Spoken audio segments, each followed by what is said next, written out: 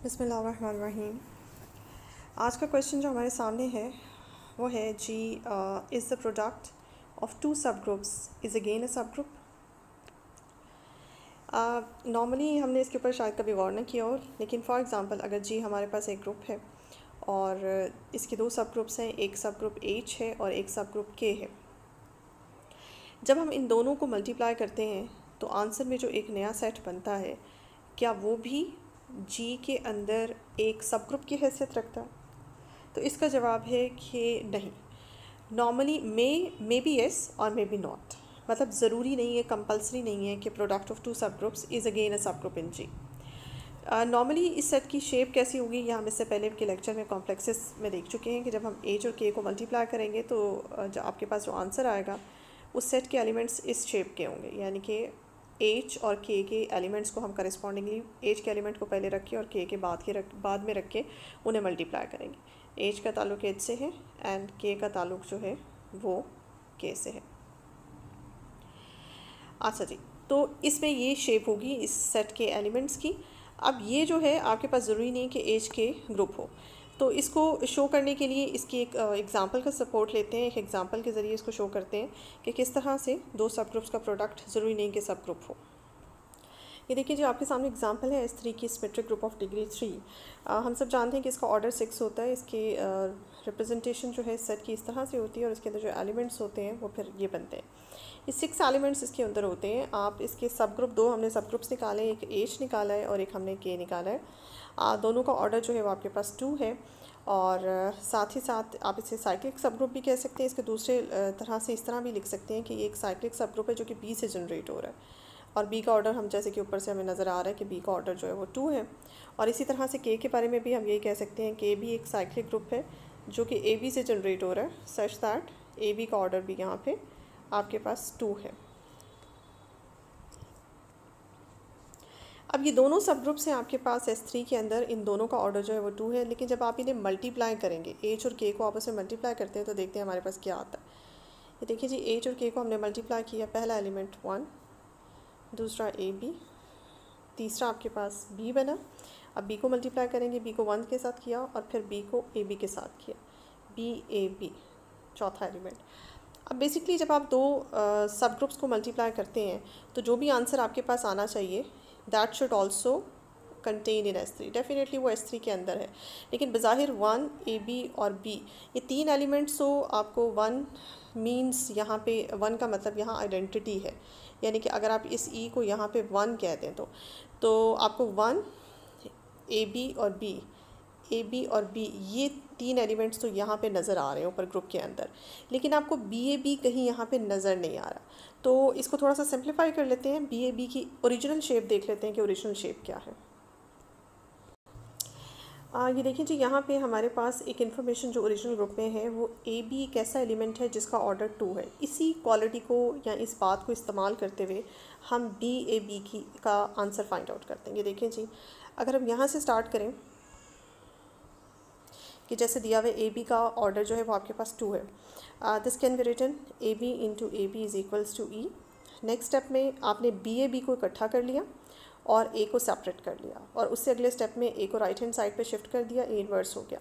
अब क्वेश्चन की स्टेटमेंट में आपके पास ए का ऑर्डर क्या है, ए इन्वर्स क्या है, आपको दिया हुआ है ए क्यूब जो है वो 3, ए क्यूब जो है वो आपके पास ई है, मीन्स ए का ऑर्डर जो है आपके पास 3 है।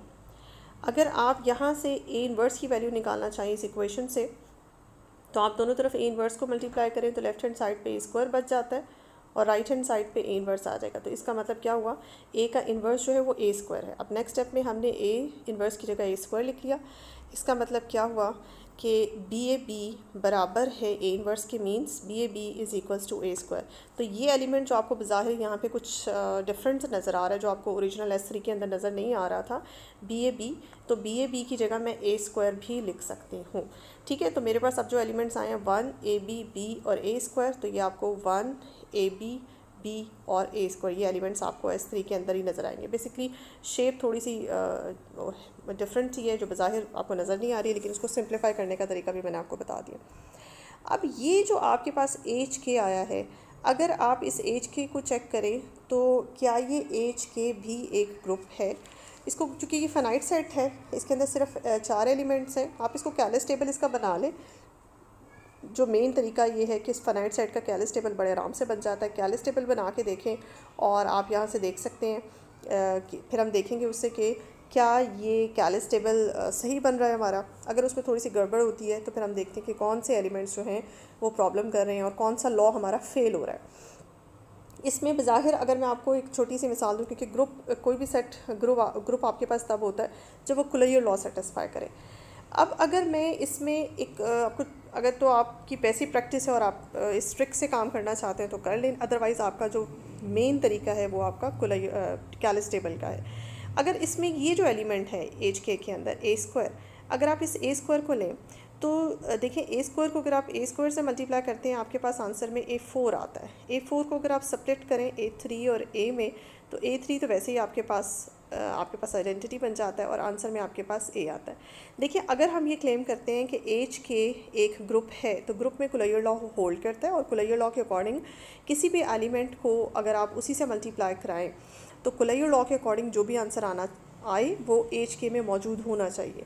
अब ए स्क्वायर को जब आप ए स्क्वायर से मल्टीप्लाई कराते हैं तो आपके पास आंसर में ए आता है, जबकि इस सेट के अंदर कहीं भी ए मौजूद नहीं है। इट्स मीन कि आपका कुलैयर लॉ ए स्क्वायर की वजह से फ़ेल हो गया। आपका कुलैयर लॉ फेल हो गया तो फिर ये आपका सेट जो है वो ग्रुप नहीं है। लेकिन इसका कैलिस टेबल भी बना लेते हैं।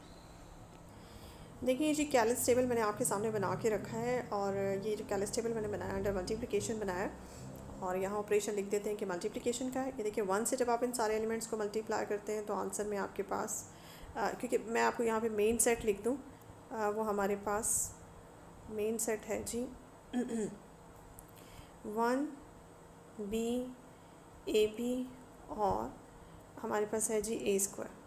तो पहली रो को अगर आप देखें तो पहली रो में आपके पास यही 4 एलिमेंट्स मौजूद हैं। उसके बाद नेक्स्ट में देखें आपके पास नेक्स्ट रो क्या है। नेक्स्ट रो में है आपके पास B और यहाँ पे आता है B स्क्वायर। अब B स्क्वायर यहाँ पे मौजूद नहीं है आपके पास एज के में, लेकिन हमें ये पता है कि क्वेश्चन में S3 के अंदर B स्क्वायर के बारे में इंफॉर्मेशन दी गई थी कि B का ऑर्डर 2 है, यानी कि B स्क्वायर आपके पास E है। मैंने जानबूझ के इसको E नहीं लिखा ताकि आपको समझ आ जाए। अब मैं इस स्टेज पे इसको यहाँ से करूँगी रिमूव और रिमूव करने के बाद मैं इसकी जगह यहाँ लिखूँगी E। नेक्स्ट है जी हमारे पास जो एलिमेंट वो है BAB और BAB का अभी हमने आंसर मैंने आपको निकाल के दिखाया है, उसका आंसर निकला था हमारे पास A स्क्वायर। अब मैं BAB को यहाँ से करूँगी रिमूव और उसकी जगह लिखूँगी A स्क्वायर। ठीक है। नेक्स्ट है हमारे पास एलिमेंट BA स्क्वायर। तो BA स्क्वायर को हम यहाँ पे अभी इसकी वैल्यू फाइंड आउट कर लेते हैं कि BA स्क्वायर की वैल्यू जो है वो क्या होगी हमारे पास। हाँ ये देखिए जी BA स्क्वायर की हमने वैल्यू फाइंड आउट करनी है और इसकी भी वैल्यू वैसे ही फाइंड आउट करेंगे जैसे हमने BAB की थी। वही बेसिक जो हमें इन्फॉर्मेशन क्वेश्चन में दी गई है कि AB का होल स्क्वायर E है, यानी कि AB एलिमेंट का ऑर्डर 2 है, उसको हमने यूटिलाइज़ किया, उसको इस फॉर्म में सेपरेटेड फॉर्म में लिखा, वहाँ से BA की वैल्यू निकाली और A इन्वर्स को इस तरह से BA की वैल्यू निकाली और A इन्वर्स को राइट हैंड साइड पे शिफ्ट कर दिया और B इन्वर्स को राइट हैंड साइड पे शिफ्ट कर दिया। उसके बाद A इन्वर्स जैसे कि हम जानते हैं A स्क्वायर के बराबर है और B का ऑर्डर चूँकि 2 है, जिन एलिमेंट्स का ऑर्डर 2 होता है वो सेल्फ इन्वर्सेस होते हैं, तो B इन्वर्स जो है वो B के बराबर ही है। उसके बाद हमने क्या किया, हमने आंसर निकाला, यहाँ पे इस लेफ़्ट पे भी और राइट पे भी दोनों को पोस्ट मल्टीप्लाई कर दिया A के साथ। तो लेफ़्ट हैंड साइड पे आपके पास बन गया B स्क्वायर और राइट हैंड साइड पे आपके पास बन गया जी A स्क्वायर BA। इसमें जो BA है इतना हिस्सा, इसकी वैल्यू यहाँ से रीइंसर्ट की, जब हम रीइंसर्ट करते हैं तो इतने हिस्से की वैल्यू हमारे पास आती है A स्क्वायर B। ये बन गया A4B और उसमें से A क्यूब जो है आइडेंटिटी होता है, पीछे आपके पास रह जाता है AB। यानी कि बज़ाहिर आपको जो एलिमेंट BA स्क्वायर नज़र आ रहा है, BA स्क्वायर की ओरिजिनल वैल्यू वही है जो AB की वैल्यू। तो जहाँ जहाँ आपके पास BA स्क्वायर है मैं वहाँ से उठा के आंसर जो है इसको मैं मिटा दूँगी। ठीक है जी। और आपने वापस वैल्यू लिखी BA स्क्वायर की जगह AB। ठीक है। अब दोबारा कैलिस टेबल की तरफ चलते हैं। AB आपके पास बिल्कुल ठीक है एलिमेंट और उसके बाद आपके पास है AB स्क्वायर। ये आपको इस सेट में नज़र नहीं आ रहा, ये वाला एलिमेंट, ठीक है। उसके बाद आपको ए बी नज़र नहीं आ रहा, ए बी स्क्वायर नज़र नहीं आ रहा। ये तीनों एलिमेंट्स हैं, इनको रीफॉर्म करना है, और रीफॉर्म करके जिनको मैंने इस तरह से अंडरलाइन किया है, इनको सिंप्लीफाई करके हमने इनकी ओरिजिनल वैल्यूज़ यहाँ से फाइंड आउट करनी है। इस वक्त आप देख सकते हैं कि row number 1 and row number 2 ये बिल्कुल आपकी वैसे ही होगी जैसे आपका एच के सेट है। अच्छा जी, इन दोनों को सिंप्लीफाई करना है और इन तीनों को सिंप्लीफाई करते हैं, और उसके बाद उससे पहले हम यहाँ पे देख लेते हैं ए स्क्वायर बी, ये आपके पास जो एलिमेंट है, ये एलिमेंट आपके पास इस सेट में मौजूद नहीं है, लेकिन इस एलिमेंट को सिंप्लीफाई करने की ज़रूरत नहीं है, क्योंकि ये हमें S3 में एक एलिमेंट ऐसा मिला है जो ए क्यूब बी है, एक ए स्क्वायर बी है। तो इसका मतलब है ये एलिमेंट बिल्कुल ठीक है, इसको रीसिम्प्लीफाई करने की या रीफॉर्म करने की आपको बिल्कुल भी यहाँ पे ज़रूरत नहीं है। और ये एलिमेंट हम यहाँ पे देख सकते हैं कि आपके पास यहाँ पे मौजूद नहीं है। इसका मतलब है ये एलिमेंट जो है, जिसको मैं सर्कल कर रही हूँ, ये प्रॉब्लमेटिक है। ए स्क्वायर आपका यहाँ मौजूद है, ठीक है। ए क्यूब बी, ए क्यूब वैसे आपके पास ये होता है, इसमें से आप ए क्यूब को यहाँ से रिमूव करते हैं, इसकी जगह आपके पास आइडेंटिटी आ जाएगा, तो ये आपके पास बी बच जाता है। ये एलिमेंट आपके पास एच के में मौजूद है। ए फोर का मतलब ए होता है, क्योंकि ए क्यूब आपके पास ई है, तो इसको मैं रिमूव करके यहाँ पे ए लिख लूँगी। अब अगर आप लास्ट वाली रो को देखें, तो लास्ट वाली रो में ये तीन एलिमेंट्स जो हैं, वो आप इन तीन एलिमेंट्स में से बी आपको यहाँ नज़र आएगा, ए स्क्वायर आपको नज़र आएगा, लेकिन आपको ए यहाँ पे मौजूद नहीं है। एच के में एक ए मौजूद नहीं है और दूसरा एलिमेंट ए स्क्वायर बी मौजूद नहीं है। ये दोनों एलिमेंट्स जो हैं, ये कुलैयर लॉ को डिससेटिस्फाई करते हैं। यानी कि आप ये देख सकते हैं कि ये वाली जो लाइन है आपके पास, चौथी रो जो है, ये प्रॉब्लमेटिक है।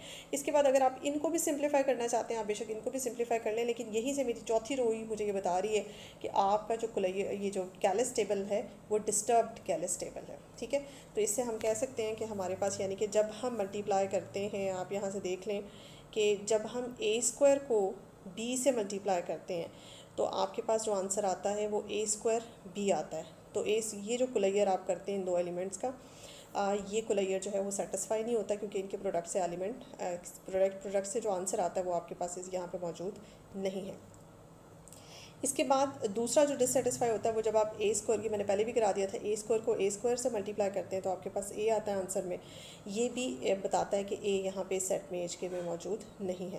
तो फ़िलहाल तो एक ही कोई अगर आप एग्जांपल ले लें, लेकिन ये कि आप कैलस टेबल अगर आप बना लेते हैं, तो कैलस टेबल से आपको एक से ज़्यादा एग्जांपल्स मिल जाती हैं, एक से ज़्यादा क्लूज़ मिल जाते हैं इस बात के कि ये सेट अगर ग्रुप नहीं बना रहा, तो इनमें तमाम रीज़न्स खुल के सामने आ जाती हैं। जैसे मैंने आपको सिर्फ एक रीज़न दी थी, जैसे ए स्क्वायर को ए स्क्वायर से मल्टीप्लाई किया जाए, तो यहाँ पे एक और रीज़न भी आपको पता चल गई कि ए स्क्वायर को अगर बी से मल्टीप्लाई किया जाए, तो भी आपका ये कुलैयर लॉ यहाँ पे डिससेटिस्फाई हो जाता है। तो होप्स हो कि आपको समझ आ गई होगी।